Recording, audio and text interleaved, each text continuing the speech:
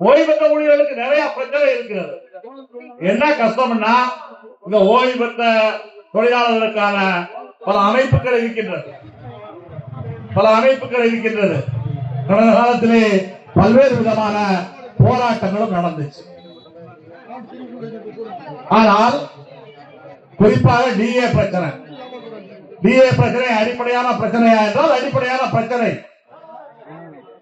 இந்த அடிப்படையான பிரச்சனையிலே இன்றைக்கு நீதிமன்றம் ஒரு தீர்ப்பளித்து 2 நாட்களுக்கு முன்பாக கூட உச்ச நீதிமன்றத்திலே மீண்டும் அரசாங்கம் அப்பீல் செய்கின்றது. மீண்டும் அரசாங்கம் வழக்கை இழுத்தடிக்கின்றது. நிறைய பேர் கேட்கிறார்கள், ஏன் சிஐடியு வழக்கு போடவில்லை என்று. ஓய்வு பெற்றோர் நல அமைப்பு ரேவா நாம் வழக்கு போட்டோம், வழக்கு நடைபெற்றுக் கொண்டிருக்கின்றது. ஆனால் நம்மை பொறுத்தளவில் சிஐடியை பொறுத்தளவில் சில விஷயங்களுக்கு வழக்கு போட வேண்டும், சில விஷயங்களுக்கு களத்திலே போராட்டத்தை நடத்த வேண்டும். நீங்க வழக்கு என்பதை சிஐடியு இன்று நேற்று அல்ல, வழக்கு என்பதை சிஐடியு பிறந்த காலத்திலேயே தமிழக அரசு போக்குவரத்து கழகங்களே அதிக வழக்கு போட்ட சங்கம் ஒரு சங்கம் என்றால் சிஐடியை தவிர எந்த சங்கமும் கிடையாது. சிஐடியை தவிர வேறு எந்த சங்கமாவது வேறு அந்த அமைப்பாவது இவ்வளவு வழக்குகளை போட்டிருக்குமா? இன்றைக்கு கூட தமிழ்நாட்டிலே அரசு போக்குவரத்துக்கு எதிராக அதிகமான வழக்குகளை நடத்தி கொண்டிருக்கக்கூடிய ஒரே அமைப்பு சிஐடி தான். வேற எந்த அமைப்பு சொல்ல முடியுமா? வழக்கு பிரச்சனை அல்ல, வழக்கு தொடுக்க வேண்டியது வழக்கு தொடுப்போம். ஆனால் பிரச்சனை என்ன? நாம் வழக்கு இவ்வளவு வழக்குகள் போட்டாலும் கூட வழக்குகள் சம்பந்தமாக, வழக்கு நடத்துவது சம்பந்தமாக, வழக்கை கையாளுவது சம்பந்தமாக நமக்கு ஒரு நிலைப்பாடு உண்டு. என்ன நிலைப்பாடு? மனித உயிர் வாழ்வதற்கு சாப்பிடணும். சாப்பிடாம யாராவது உயிர் வாழ முடியுமா? முடியாது.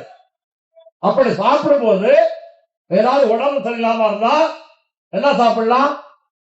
மாத்திரை சாப்பிடலாம், மருந்து சாப்பிடலாம். ஆனா மாத்திரை மருந்தையே சாப்பாடா ஒரு சாப்பிட்டான்னு வச்சுக்கோங்க, எவ்வளவு நாளைக்கு வாழ முடியும்? மாத்திரை மருந்தே யாராவது சாப்பாடா சாப்பிட முடியுமா? நீங்க பிரச்சனை என்ன? நாம் போராட்டம் நடத்த வேண்டும் என்று சொன்னோம், எல்லோரும் இணைந்து போராட்டம் நடத்த வேண்டும் என்று சொன்னோம்.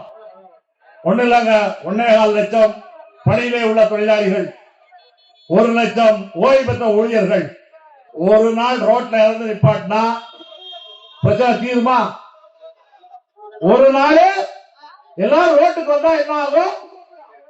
ஒரே நாளில் அரசாங்கம் பேச வேண்டிய நிர்பந்தம் வரும். ஆனால் இன்றைக்கு போராட்டமே தப்பு. இந்த ஆபீசர் சங்கம் அவன் எந்த காலத்திலையும் போராடின ஆளு கிடையாது. இன்னும் கேட்டா ஆபீசர் சங்கம் போராட்டத்தை எல்லாம் என்ன செஞ்சாங்க?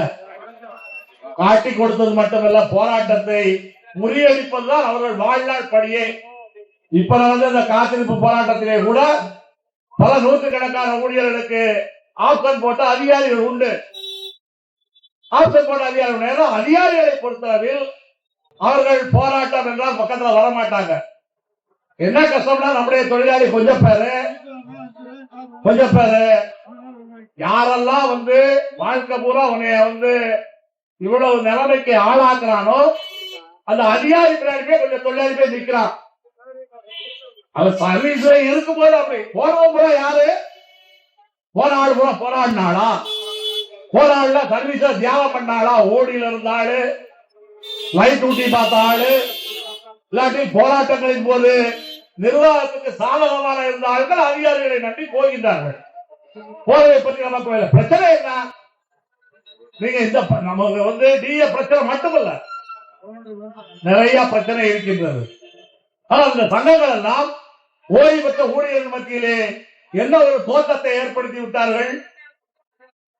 டிஏ ஒண்ணுதான் பிரச்சனை, மீது எல்லாமே சுமூகமாக இருக்கிறது போன்ற ஒரு பிரச்சனையை இன்றைக்கு ஓய்வு பெற்ற ஊழியர்கள் மத்தியிலே ஏற்படுத்தி வைத்திருக்கின்றார்கள்.